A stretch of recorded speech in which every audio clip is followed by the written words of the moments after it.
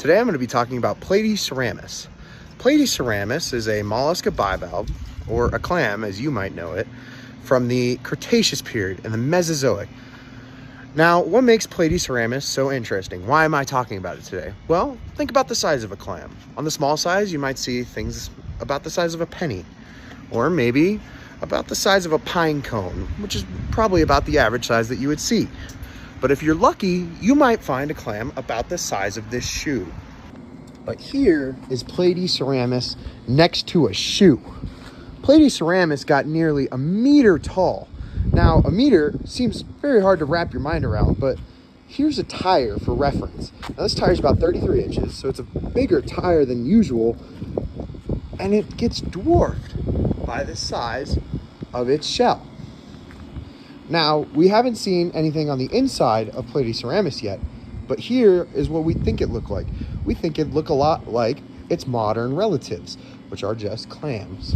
Now, here we can see the heart is here, and then we have things like huge muscles which span all the way through, which hold it closed and contract and open the clam. And it has a digestive system, which that hard shell protects.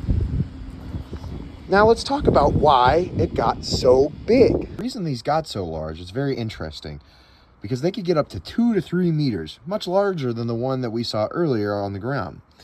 So as we can see here, this flat rock that's spread out a lot like a Platyceramus is having a good time sitting on top of this soft sediment like it would in a deep ocean environment versus what this would be, more of a traditional clam shape.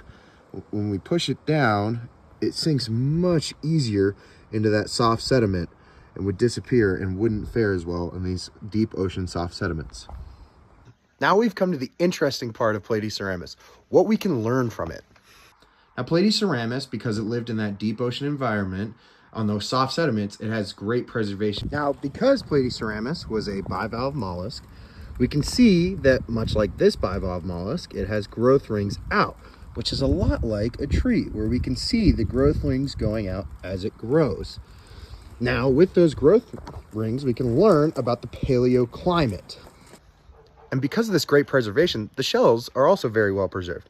And paleontologists can go in and look at the shells and see over time with the growth rings how the environment changed and how that changes the composition of the shell as time progresses, learning a lot about our past climate and what could happen going forward into the future.